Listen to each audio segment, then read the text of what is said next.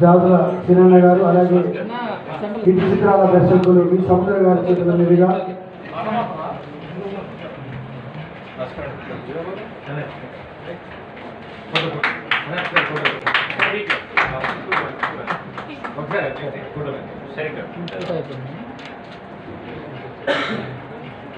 Photo ఇచ్చురా sir అట్లాగే ఆ singer కూడా తీసుకెళ్ళిపోతారు వేరే సింగర్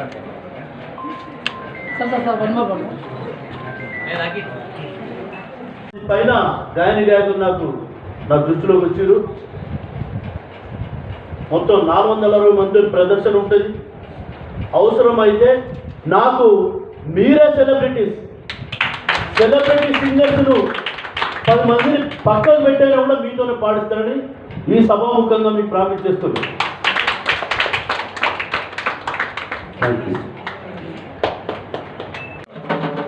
నేను విజయవాడ నుంచి వచ్చాను. నేను ఇప్పుడు పాడబోయే పాట ఓపిలగో ఉంగరాల చుట్టూ చిన్నోడా అనే పాట. దీన్ని రాసిన వారు తిరుపతి మాట్లాడారు అండ్ పాడిన వారు రోహిణి గారు.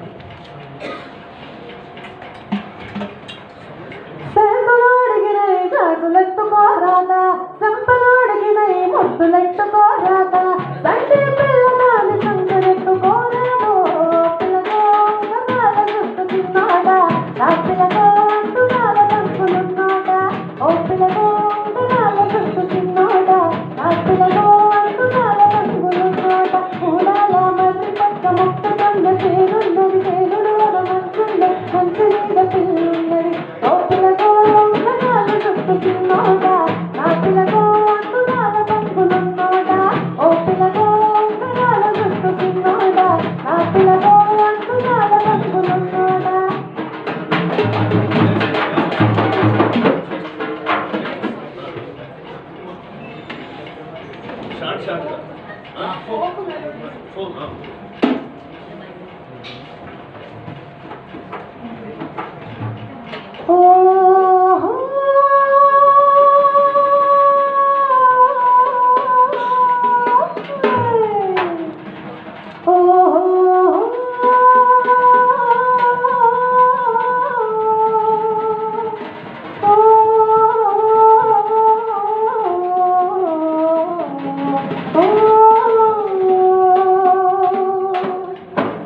గోదారి కట్టుంది కట్టు మీద సిట్టుంది పెట్టు కొమ్మన పెట్టుంది పెట్ట మనసులో ఏముంది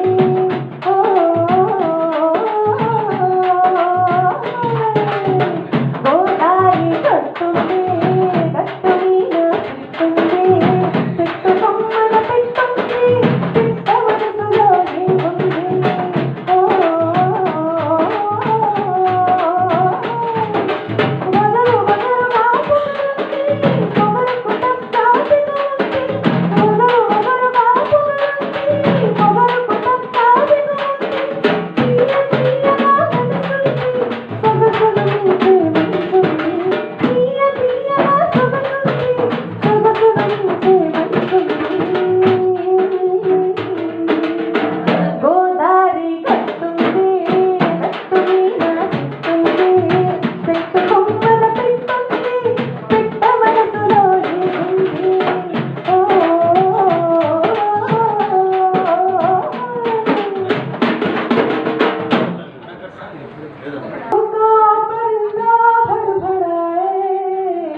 लेकिन सुकून का जजीरा मिल न पाए एक ही करा एक बार वोट जल्दी तो दिखा दे झूठी सही मगर तसल्ली तो दिला दे एक ही करा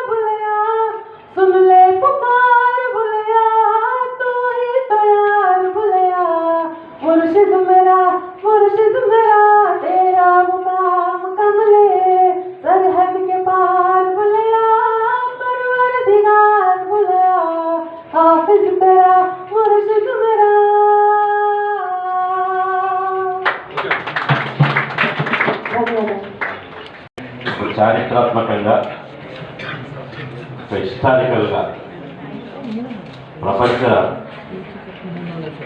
ఉన్నటువంటి తెలుగు ప్రజలు గర్వించేలా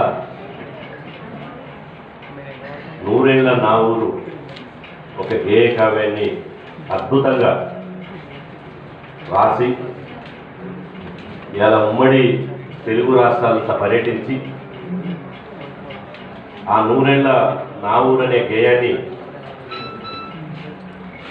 ఈ సమాజానికి అందించాలనే ఒక లక్ష్యంతో ఈ పాటను ఈ గేయాన్ని తీసుకొచ్చినటువంటి మన వరంగల్ సీనన్న గారికి నిజంగా వరంగల్ సీనన్న నేను ఇంతవరకు ఇంటి పేరు అడగలే. ఇది నేను ఇక్కడ కూర్చొని ఆలోచిస్తున్నా. అన్న మాట్లాడుతుంటే ఎక్కడైనా చూసుకుంటే అసలు ఇంటి పేరు అయితే ఏంది. మా దాడిమల్ల యాదవ్ ఉన్నాడు, మా బీసీ సంక్షేమ సంఘం స్టేట్ వైస్ ప్రెసిడెంట్. ఆయన మీద చాలా సీరియస్ అయింది ఈ మధ్యన. ఎందుకు సీనన్నని ఇంత గొప్ప రచయితని ఇంత పెద్ద దార్శనికుని కనీసం పరిచయం చేయించలేకపోయావు, మళ్ళా సొంతం బావబామంటు బ్లడ్ రిలేషన్ అంటే అన్న నేను నిజంగా చేయించలేదన్న బాధపడ్డాడు. ఆయన కూడా అడగలే అన్న ఇంటి పేరు. అయితే వేనన్న మాట్లాడేటప్పుడు గజ్వేల్ వేనన్న అంటారు. ఏంది ఇంటి పేర్లు అన్నీ పోయి గజ్వేల్ వేనన్న, వరంగల్ సీనన్న, అన్న భాస్కర్, ఇట్లా పేర్లు ఇంటి పేర్లు ఎగిరిపోయి ప్రాంతాల పేరుతో పిలుస్తున్నారండి. ఏదైనా మంచిదే. నిజంగా ఇంతకుముందు మన అన్న సముద్రాల గారు మంచి గొప్ప డైరెక్టర్, ఎంత సింపుల్గా ఎంత సాదాసీదంగా మా మధ్యన కూర్చున్నాడు. నిజంగా ఎన్ని హిట్ సినిమాలు తీసి సినిమా ఇండస్ట్రీ అనగానే చూస్తాం మనం అక్కడనో ఇక్కడనో బాడీ గార్డ్స్ని పెట్టుకొని ఒక్క నిమిషంలోనే మాయమైపోయేటోని చూస్తాం. కానీ అసలు ఇంత గొప్ప డైరెక్టర్ని మా మధ్యన కూర్చోవడం మేము అదృష్టంగా భావిస్తున్నాం. అదేవిధంగా హీరో అన్న చెప్పిండు రవిచంద్ అని, కానీ చాలా స్మార్ట్గా ఉన్నాడు. మరొక సుమన్ లెక్క అవుతాడు. హీరో సుమన్ ఆయన వారసత్వాన్ని తీసుకుంటాడు. అదేవిధంగా మా భాస్కర్ పిహెచ్డి డబ్బు దరువులో అద్భుతంగా చేసినటువంటి భాస్కర్. అదేవిధంగా మా బీసీ విద్యాసంఘం జాతీయ అధ్యక్షుడు విక్రమ్ గౌడ్. అదేవిధంగా మల్లిక్ తేజ్. మొన్న సోమాజిగూడ ప్రెస్ క్లబ్లో కలిసినాం. మల్లిక్ తేజ్ గురించి నేనేదో ఆ తర్వాత బయటకు వచ్చినాక మీడియా మిత్రులే మల్లిక్ తేజ్ రాసినటువంటి పాటలు పాడినటువంటి పాటలు చూస్తే యూట్యూబ్లలో కోట్ల మంది చూసారు. అరే ఇంత సింపుల్గా ఉన్నాడు కోట్ల మంది చూసారంటే యూట్యూబ్లలో కోట్ల మంది చూసారు. అట్లాంటి మల్లిక్ తేజ్. అదేవిధంగా అన్న వేనన్న, నిజంగా వేనన్న అందరికీ తన అమూల్య స్టూడియో ద్వారా ఇలా ఓపెన్ ఫర్ ఆల్, ఎవరైనా రావచ్చు, ఉన్నా లేకున్నా అని చెప్పి గొప్ప అపహరించినటువంటి ఇలా ఎంతో కళాకారులను, కవులను, రచయితలను ప్రోత్సహించినటువంటి వేనన్న గారికి, అదేవిధంగా సభాధ్యక్షులు బుచ్చన్న గారికి, అదేవిధంగా మీడియా సోదరులకు, ఇక్కడికి వచ్చినటువంటి గాయకులకు, కవులకు, రచయితలకు, ఎలక్ట్రానిక్ ప్రింట్ మీడియా మిత్రులందరికీ పేరు పేరున హృదయపూర్వక నమస్కారాలు. నిజంగా ఇది ఒక గొప్ప ఈవెంట్. ఈరోజు రవీంద్ర భారతిలో జరుగుతున్న ఈ యొక్క ఈవెంటు ఒక చారిత్రాత్మకం.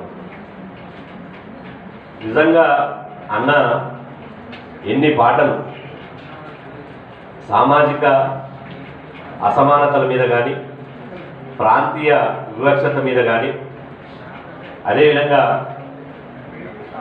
తెలంగాణ ఉద్యమంలో కానీ ఎన్నో గొప్ప పాటలు రాసి పేరు కోసం, ఊరు కోసం తపన పడినటువంటి రచయిత మన వరంగల్ శ్రీనివాస్ గారు. ఒక పాట పాడగానే ఈ మధ్యన కొత్త కొత్త వాళ్ళని చూస్తున్నాం పిల్లల్ని. ఒక పాట, రెండు పాటలు హిట్ కాగానే అసలు ఎవరిని ఎక్కడ లెక్క పెట్టనంత స్థాయికి మేము ఎదిగిపోయినామని మూలాల్లో తిరుగుతుంటారు. కానీ తను వచ్చినటువంటి మూలాలు మర్చిపోకుండా, తన పుట్టిన ప్రాంతాన్ని మర్చిపోకుండా, ఈ సమాజాన్ని మర్చిపోకుండా 100 పాటలు రాసి ఇలా గొప్ప గొప్ప నాయకుల తోటి సహచర్యం చేసి ఇలా ఏ మాట కావచ్చు, మిత్ర వైరుధ్యాలు ఉండొచ్చు.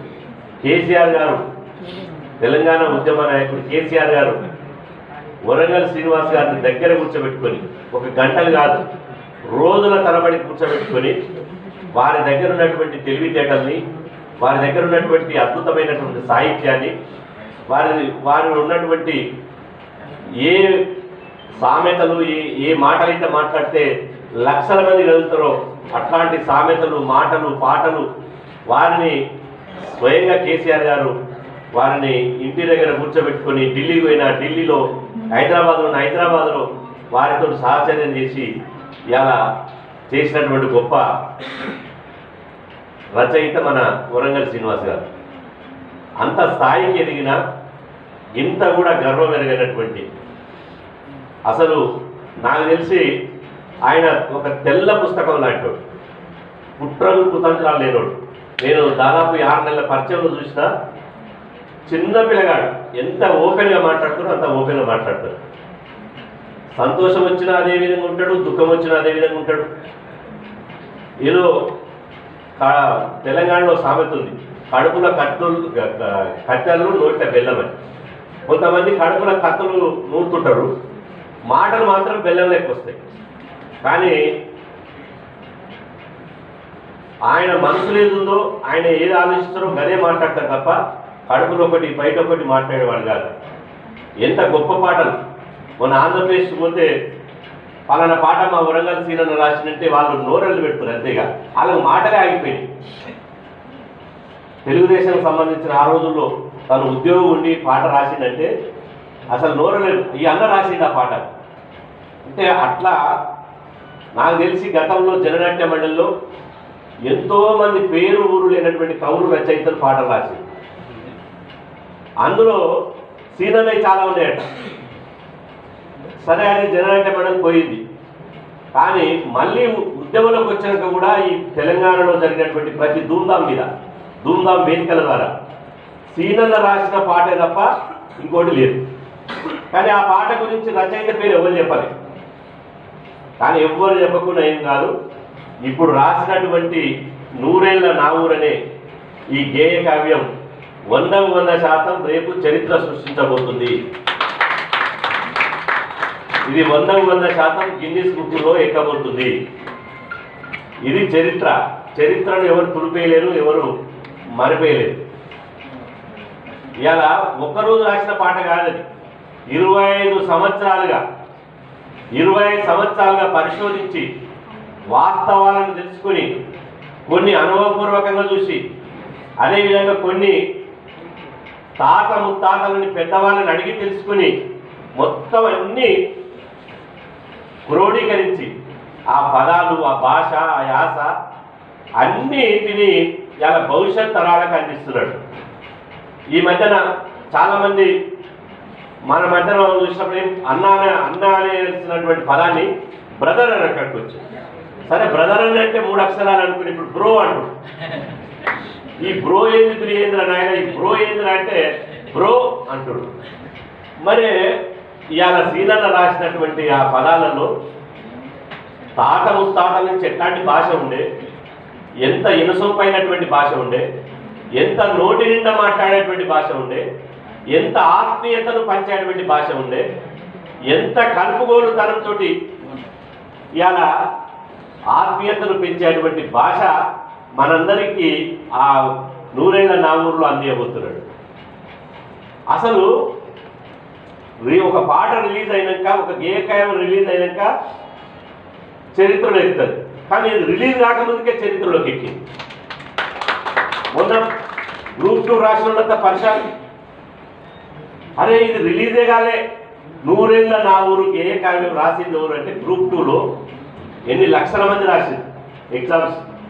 వాళ్ళు వాళ్ళ మౌత్ టు మౌత్ ఎన్ని లక్షల మంది చెప్తారు అంటే గేయకావ్యం విడుదల కాకముందుకే ఈ యొక్క 100 ఏళ్ల నా ఊరిని ఇలా గ్రూప్ 2లో ప్రశ్న రూపంలో అడిగిందంటే ఇలా రిలీజ్ అయిన తర్వాత ఇది మామూలు రిలీజ్ కాదు.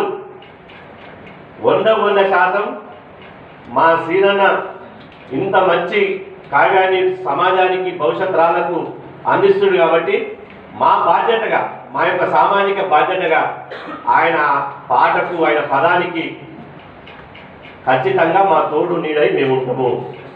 ఆయన ఏ కార్యక్రమం చేసినా మా శక్తి కొలది, మాకున్నటువంటి వనరులను బట్టి, మాకున్నటువంటి శక్తిని బట్టి ఖచ్చితంగా ఇట్లాంటి మంచి మనసులకు, మల్లెపూ లాంటోడు ఆ మనస్తత్వానికి, ఆ మనిషికి ఖచ్చితంగా మేము అండగా ఉంటాము. రేపు ఈ నూరేళ్ల నా ఊరు గేయ కావ్యం రిలీజ్ ఫంక్షన్కు నాకు తెలిసి ఈ గేయ కావ్యం వినడం అంటే రాష్ట్రపతి నుంచి మొదలుకుంటే గవర్నర్ దాకా, రాష్ట్ర ముఖ్యమంత్రి నుంచి మొదలుకుంటే మంత్రుల వరకు అందరూ బహుశా ఆ రిలీజ్ ఫంక్షన్కి వస్తారు. ఎందుకంటే ఇంత మంచి కార్యక్రమం వాళ్ళకి దొరకదుగా. ఈ రోజుల్లో 4 పదాలు రాసించి దెబ్బలు దర్చుకొని రొమ్మించుకొని తిరిగే రోజుల్లో 243 చరణాలు ఈ గేయ కావ్యం ఇంత అద్భుతమైనటువంటి ఒక చారిత్రాత్మకమైనటువంటి దీన్ని ఓన్ చేసుకుంటే సీనన్నకు వచ్చేది ఏం లేదు. ఆయన మళ్ళా ఏడున్న వెంట అటు పోతాడు, మళ్ళీ వరంగల్ ఊళ్ళో ఉండని అంటాడు. ఆయనకి ఏదో పేరు రావాలి, ఊరు రావాలి, లేదంటే అందరి లెక్క నా పేపర్ల నిండా ఫోటోలు రావాలి, టీవీల నిండా నాదే రావాలి అనే మనస్తత్వం కాదు. అట్లా అనుకుంటే ఎన్నో ఉంటుండే. ఇంతకుముందు మా వెంకట చెప్పినట్టు ఆయన పాటల్ని ఆటలను ఉపయోగించుకుని రకరకాల స్థాయిలో ఎదిగినటువంటి వాళ్ళని నేను అనలేను, కానీ ఆయన ఉపయోగించుకొని రకరకాలు ఎదిగారు. మొన్న ముఖ్యమంత్రి గారు 9 మంది కవులకు ₹1 300 గజాలు ఇల్లు ఇచ్చింది. అసలు ఇవ్వాల్సింది ఎవరికి? ఆయనకి ఇప్పుడు ₹1 ఇస్తే ₹10 పని చేస్తాడు. ₹1 కనుక ప్రభుత్వం ఇస్తే ₹10 పని చేసి కూర్చుంటాడు.